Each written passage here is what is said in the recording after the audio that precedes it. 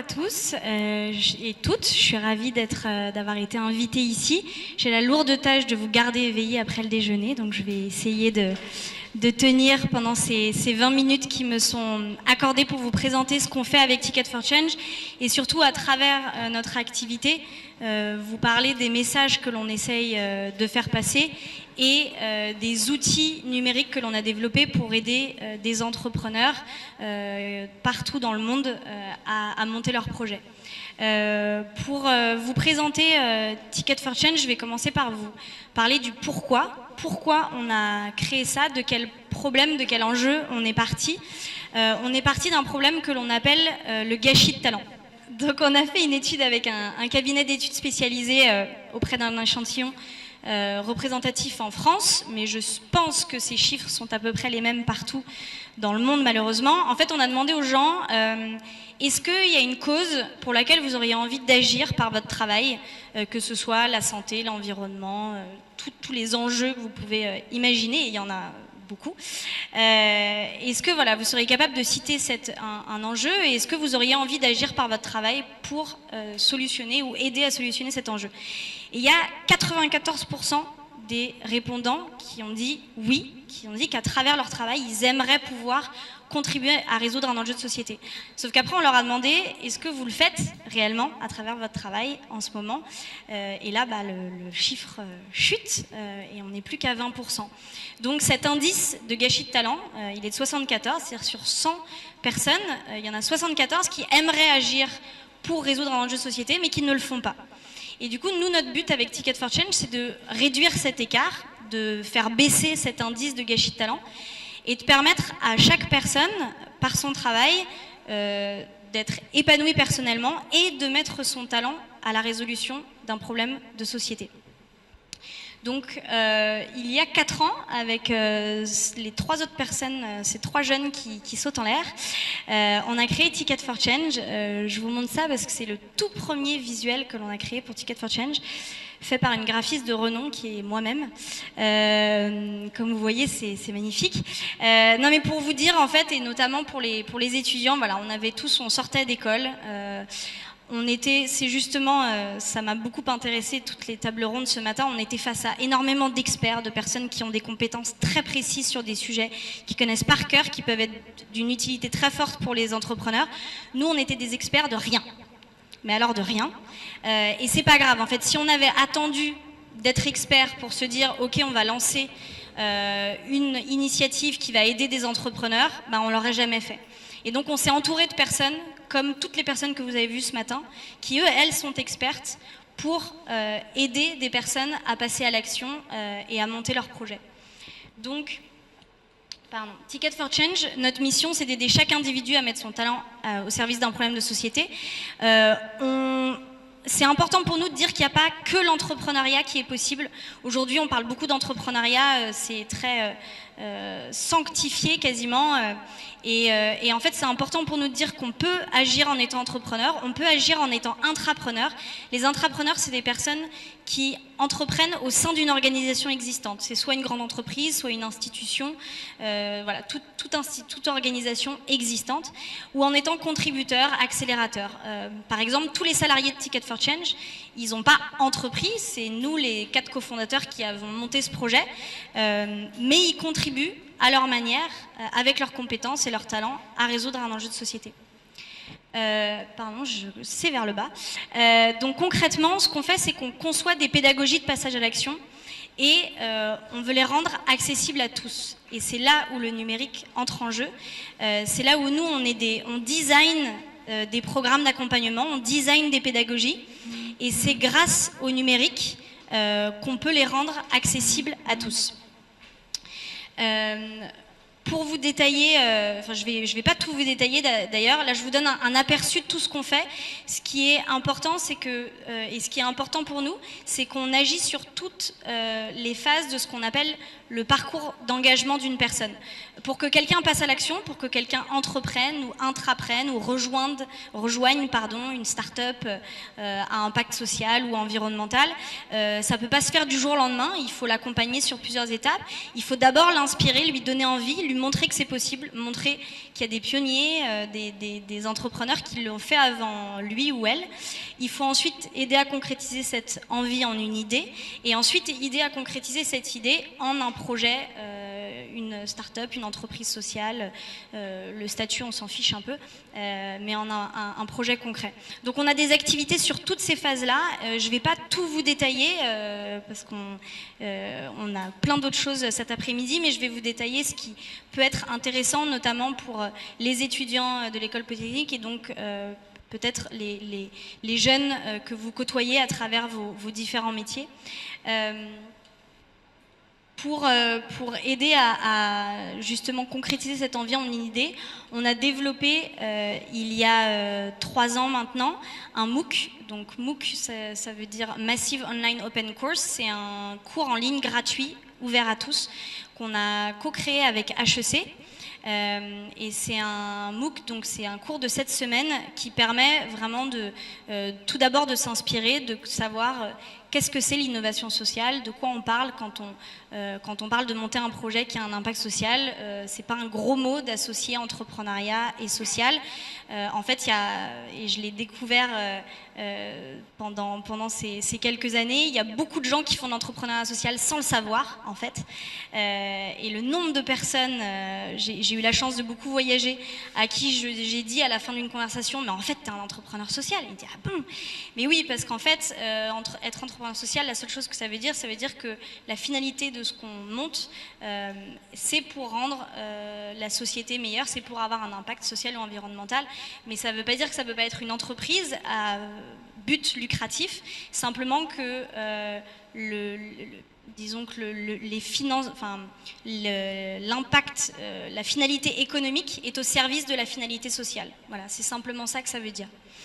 Et donc on a monté ce cours. On a eu la chance donc d'être accompagné par HEC, d'avoir des personnes assez incroyables dans ce MOOC. Peut-être que vous les connaissez. On a le professeur Mohamed Younous en haut à gauche, qui est l'inventeur du microcrédit au Bangladesh. Pierre Rabhi, qui est vraiment le pionnier de l'agroécologie en France, qui est quelqu'un qui cherche à nous faire repenser notre manière de penser, de faire l'agriculture, et Emmanuel Faber, qui est PDG de Danone, du groupe Danone. Donc voilà, des personnes extrêmement différentes qui viennent de secteurs, de parcours et d'institutions très différentes, mais qui se rejoignent par une chose, c'est leur volonté, là où ils sont, que ce soit dans un grand groupe ou en tant qu'entrepreneur ou en tant qu'homme ou femme politique, de changer les choses. Donc vous pouvez le trouver sur Coursera, c'est gratuit, encore une fois, accessible à tout le monde. Ça, c'est le premier outil numérique qu'on a développé et qui nous a permis vraiment de démultiplier notre impact social. Aujourd'hui, il y a plus de 63 000 personnes qui ont vu ce MOOC. Le premier foyer, c'est en France, mais le deuxième, c'est l'Afrique francophone et notamment le Maghreb. Donc on sent qu'il y a un vrai besoin, une vraie envie. Et donc, n'hésitez pas, il est encore une fois accessible à tout le monde. Ensuite, on a un programme pour vraiment concrétiser son projet. On a développé un programme de 6 mois. Alors si je vous en parle, c'est parce que je sais qu'on en reparlait avec Adrien aujourd'hui, il y a beaucoup de jeunes Algériens qui vont en France pendant leurs études ou après leurs études, et donc ça peut être un programme qui vous intéresse, et surtout c'est ce par quoi on a commencé. On a commencé par du réel pour arriver vers du numérique et non le contraire. Donc ça fait vraiment partie de notre ADN. C'est un programme d'accompagnement de 6 mois qui permet d'accompagner des personnes qui sont juste au stade de l'idée. Et ça, c'est très spécifique à notre accompagnement. On n'est pas un incubateur, on est une sorte de pré-incubateur. On va vraiment chercher les gens au moment où personne ne leur fait confiance, puisque, je ne sais plus qui, on en parlait à la propriété intégrée ce matin, une idée, ça ne se brevette pas, une idée, ça n'a pas de valeur. Mais nous, on va les choper au moment où on se dit, bon, quand même, ton idée, elle peut avoir de la valeur et tu as le potentiel pour le mettre en œuvre. On les accompagne sur 6 mois. C'est un programme qui est à la fois en réel et à la fois en ligne. puisqu'on a des participants qui viennent de partout en France et même parfois d'autres pays du monde. Et on l'a designé pour cette flexibilité. Comme vous voyez, il y a 4 moments qui sont répartis sur ces 6 mois, où en effet tout le monde se retrouve. On fait des séminaires de formation intensifs, mais tout le reste du temps c'est à distance, et c'est pour permettre cette flexibilité et une diversité de profils. Si vous montez un projet à Alger ou à Bordeaux ou à Marseille, si vous êtes 6 mois à Paris, c'est pas comme ça que vous allez pouvoir bosser sur votre projet. C'est super de venir s'énergiser avec des entrepreneurs, mais ensuite il faut être sur le terrain pour vraiment développer son projet. Je voulais vous montrer je pense que Ticket for Change, quelque chose qui nous caractérise, c'est vraiment que dans tous les programmes qu'on design, qu'on fait, qu'ils soient numériques ou qu'ils soient en réel, il y a vraiment un état d'esprit qui se dégage, et c'est beaucoup tourné autour de l'humain. Et donc je voulais vous montrer une vidéo du moment fort de notre parcours. C'est ces 10 jours que vous voyez là en bleu. En plein milieu de notre parcours de 6 mois, on embarque la cinquantaine de jeunes participants, jeunes et moins jeunes d'ailleurs, participants du programme à travers un tour de France dans plusieurs villes. Et l'idée, c'est vraiment d'aller sur le terrain, voir ce qui se passe. Encore une fois, oui, nous, on est basé à Paris, mais ça ne veut pas dire que l'innovation, elle est basée qu'à Paris. L'innovation, elle vient de tous les territoires, et souvent de là où on ne l'attend pas. Donc on va dans différentes villes, on va même sur des territoires ruraux, et on amène ces participants à la rencontre de l'innovation sur leur territoire. Et c'est une opportunité pour accélérer leur projet.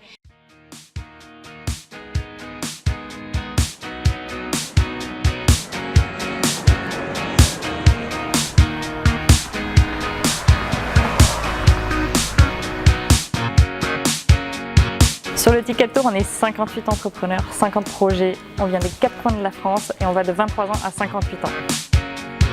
C'est 4 villes, 2 bus, plus de 100 mentors qui nous ont donné chacun un feedback. Quand je suis arrivé, mon projet était vraiment à l'état de concept, d'idée.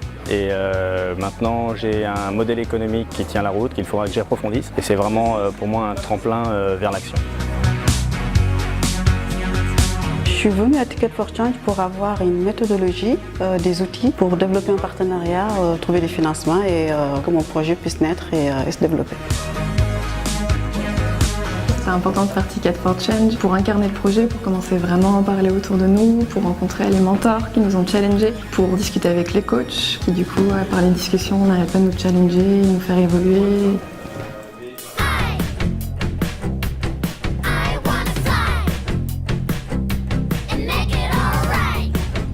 Les mentors m'ont aidé à me dire mais vois plus grand quoi, en fait, rêve plus grand, et ça correspond plus à la vision que j'ai des choses, donc je suis super contente. Aujourd'hui, je me suis retrouvée face à un mentor qui était l'un de mes utilisateurs potentiels et qui m'a vraiment permis de confirmer que ma proposition de valeur marchait, que le produit marche, que ça intéresse. Il y a un très bon potentiel.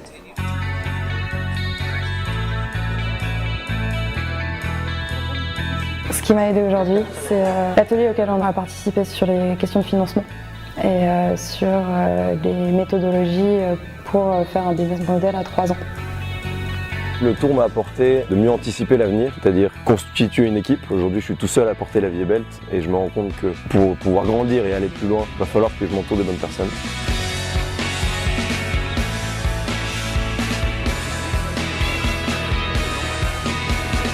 Je vais repartir du tour avec la conviction que quand on veut, on peut, mais que néanmoins, il faut véritablement quand même professionnaliser sa démarche. On ne peut pas avoir de grands projets s'ils n'ont pas une base économique et une base structurée forte. Toujours été entrepreneur dans l'âme et on ne se rend pas compte en fait que l'accompagnement c'est quelque chose de primordial dans la vie d'un entrepreneur. Se retrouver entouré d'entrepreneurs qui eux aussi créent dans leur domaine, c'est ultra important, ça noue des liens, ça nous met dans une dynamique de travail, de vouloir aller plus loin et puis en même temps regarder un peu, se challenger, regarder l'état d'avancement des autres projets, ça nous donne envie d'aller plus loin en fait.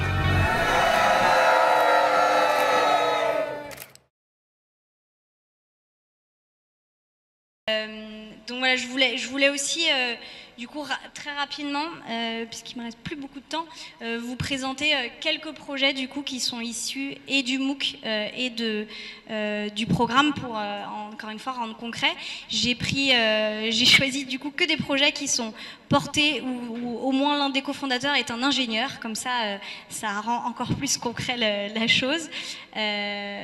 Non, je crois que ça marche toujours pas. Ah voilà. Donc ça c'est Yuka, c'est une application qui permet en fait de scanner n'importe quel produit que vous trouvez en supermarché, de savoir si c'est bon pour votre santé et si ce n'est pas le cas, de vous proposer des alternatives meilleures. C'est un super projet qui était dans la promotion de l'année dernière. Ils sont aujourd'hui donc ils sont sortis en janvier sur iOS et maintenant sur Android. Ils sont à plus de 500 000 utilisateurs. Ils ont vendu leur projet en marque blanche à un grand groupe de distribution en France et ils sont en train de lancer un modèle payant sur les cosmétiques. Voilà, donc ça marche super bien. Ça s'appelle Yuka. Ensuite, non. Ça marche super bien Yuka, mais ça ne marche pas super bien ma télécommande. Non, ça marche pas. Comment? C'est bon? Ok, donc il y en avait un avant. Ah non, c'est ça. Donc très rapidement, Chris, lui, il est à Lille. En gros, il monte des ateliers autour des nouvelles technologies et du numérique pour les enfants, et notamment autour de l'impression 3D. Comment est-ce qu'on rend, en fait, on vulgarise et on rend intelligible tous ces nouveaux usages et ces nouveaux outils à des enfants. Ensuite, je vais vite, on a Felae, qui est porté par deux jeunes. En fait, c'est une application qui permet d'avoir accès à un médecin en moins de 5 minutes par visioconférence. C'est très nouveau, c'est un marché en croissance en France. Eux, ils ont fait le parti de travailler vraiment avec le gouvernement et les collectivités locales parce qu'il y a des grosses problématiques juridiques derrière ça, évidemment. Et donc, ils se sont installés à Clermont-Ferrand. Là, ils ont fait une levée de 600 000 € pour s'installer à Clermont-Ferrand, qui est une région en France où il y a justement un gros problème de désert médical, pour vraiment travailler et rendre leur solution utile pour le territoire. Et la dernière, donc c'est Green Minded. Elle développe, là elle est en levée justement pour développer le prototype. C'est une borne qui permet de collecter les mégots et de rendre ça interactif. C'est une borne connectée qui permet de rendre ludique et interactif la collecte des mégots, qui est le premier déchet mondial. Voilà, très rapidement pour les projets. Ça fait 4 ans qu'on fait ça, qu'on accompagne des entrepreneurs, qu'on est du coup nous-mêmes devenus entrepreneurs, parce qu'on n'était pas sur le visuel magnifique que vous avez vu au tout début. Et du coup, pendant ces 4 ans, on a vraiment récolté énormément de données sur les freins à entreprendre, pourquoi il y en a qui entreprennent, d'autres qui n'entreprennent pas, quelles sont les questions que se posent les entrepreneurs. Et on a eu envie, grâce au succès du MOOC, de réutiliser le numérique pour continuer à aider les entrepreneurs et vraiment les aider à résoudre leurs problématiques de manière la plus précise possible.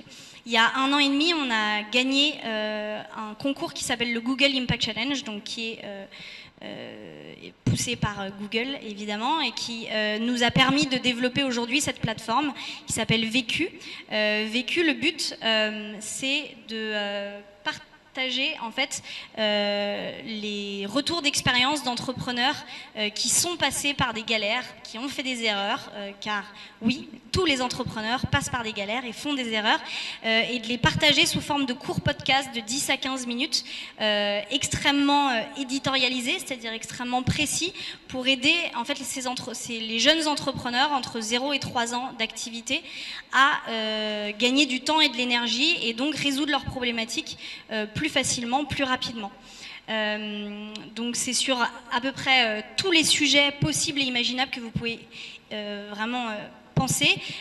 Encore une fois, ces problématiques, ça fait 4 ans qu'on les note, qu'on les recense, qu'on essaye d'avoir une vision la plus précise possible de quelles sont les problématiques les plus fortes pour les entrepreneurs. Donc comme vous voyez, ça peut être à la fois sur des questions aussi très personnelles. Frédéric Bardot, c'est le fondateur d'une entreprise qui s'appelle Simplon, qui fait des formations numériques pour des jeunes défavorisés en France, qui est un projet maintenant assez énorme. Et lui, voilà, sa problématique, il aborde un sujet très personnel, c'est comment gérer une telle entreprise d'une très grosse, une vraie grosse taille maintenant, avec 5 enfants. Comment est-ce qu'on gère ça? Nicolas Cordier en dessous, c'est un intrapreneur, donc lui, il est entrepreneur au sein du groupe ADO chez Leroy Merlin, et donc il raconte comment est-ce qu'il fait ça. Voilà, c'est des questions à la fois personnelles, à la fois sur des sujets de modèle économique, de financement, juridique, etc. Tous les sujets que vous pouvez imaginer. Aujourd'hui, donc, on vient de lancer la plateforme en bêta. On l'a fait la semaine dernière. On s'attendait à faire une plus grande campagne de recrutement de bêta-testeurs. En fait, en quelques jours, on a dû la clôturer parce qu'on a eu trop de demandes. Mais j'ai demandé à ce qu'on réouvre la bêta pour des étudiants algériens. Donc, vous avez un lien spécial là-dessus. Vous allez tomber sur le site ticketforchange.org/bêta-test. Vous aurez vous avez juste à cliquer sur le bouton, il y a un seul bouton, et il y a un questionnaire très court qui vous demande qui vous êtes, et avec juste une phrase sur pourquoi est-ce que vous voulez être bêta-testeur. Et nous, en fait, donc on va laisser ouvert du coup cette plateforme pendant 10 jours, et d'ici 10 jours, on sélectionnera, on sera obligé, malheureusement, on ne pourra pas prendre tout le monde, mais un certain nombre de bêta-testeurs nouveaux pour tester cette plateforme. Elle sera ouverte à tous à la fin de l'année. Donc voilà, encore une fois, ça sera gratuit. Tous ces contenus, là, je vous en ai montré que quelques-uns, pardon, mais on est en train de recueillir énormément de contenus de grande qualité d'entrepreneurs qui sont passés par plein de galères et qui vont normalement pouvoir vous aider. Voilà, très rapidement, j'ai dépassé d'1 minute. En quelques mots, notre impact, on est ravis de faire partie d'Ashoka, qui est le plus gros réseau d'entrepreneurs sociaux au monde. Donc on a été récompensé l'année dernière, on a accompagné plus de 130 startups jusqu'à présent dans la durée. À travers tous nos programmes, qu'ils soient numériques ou en réel, on a 75% de nos participants qui passent à l'action, qui créent une structure, une entreprise sociale, une association, une coopérative. Encore une fois, le statut, peu importe, non, mais peu importe pour nous, on les aide à trouver le bon statut. On a la chance d'être accompagnés par des parrains et des pionniers, encore une fois très divers, comme je vous le disais tout à l'heure pour le MOOC. Nous, ce qui nous importe, c'est vraiment d'avoir des gens qui ont une posture entrepreneuriale. On est persuadé qu'être entrepreneur, c'est avant tout une posture, c'est pas un métier. Et donc, on peut être entrepreneur en étant dans un cabinet d'avocats, au gouvernement ou dans une grande entreprise. Et donc voilà, c'est toute cette diversité aussi qu'on essaye de valoriser et de mettre en avant. Et enfin, on travaille avec des grandes entreprises. C'est quelque chose, dans le milieu de l'innovation sociale, parfois on se fait taxer de travailler avec les grands méchants. Pour nous, c'est hyper important de travailler main dans la main avec tous ces grands groupes, et notamment avec les 8 d'entre eux de là-haut, on fait vraiment, ils accompagnent eux-mêmes, eux aussi, les projets qu'on soutient. Donc aujourd'hui, si vous postulez au programme de 6 mois et que vous avez un projet dans l'énergie, par exemple, vous recevrez aussi un accompagnement supplémentaire de Schneider qui s'investit à nos côtés pour accompagner les projets qui sont dans ce secteur d'activité. Et c'est la même chose avec Harmonie Mutuelle, Renault, etc. Voilà, j'avais mis quelques chiffres sur l'innovation sociale, l'économie sociale et solidaire. En fait, ce que je voulais dire par là, c'est que en fait, c'est un peu comme ce que je disais au début. On est vraiment dans une tendance où aujourd'hui, les frontières sont de plus en plus floues entre entrepreneuriat, entrepreneuriat social. Moi, mon rêve, c'est qu'on ne dise plus entrepreneuriat social, que tout entrepreneur soit social, car tout entrepreneur résout un vrai besoin de société et non pas simplement je ne sais pas quel vernis mettre sur mes ongles et donc je vais avoir une appli pour choisir ma couleur de vernis. Non, un vrai besoin urgent et important de société.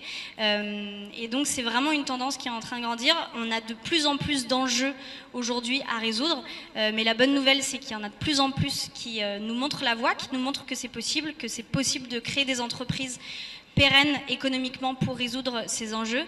Et on a aujourd'hui, et c'est le sujet de la journée, la chance d'avoir des outils numériques qui nous permettent de démultiplier notre impact. On n'a jamais eu autant de pouvoir entre nos mains que depuis qu'on a des smartphones ou des ordinateurs qui nous permettent d'avoir, en tant qu'individu, un impact global.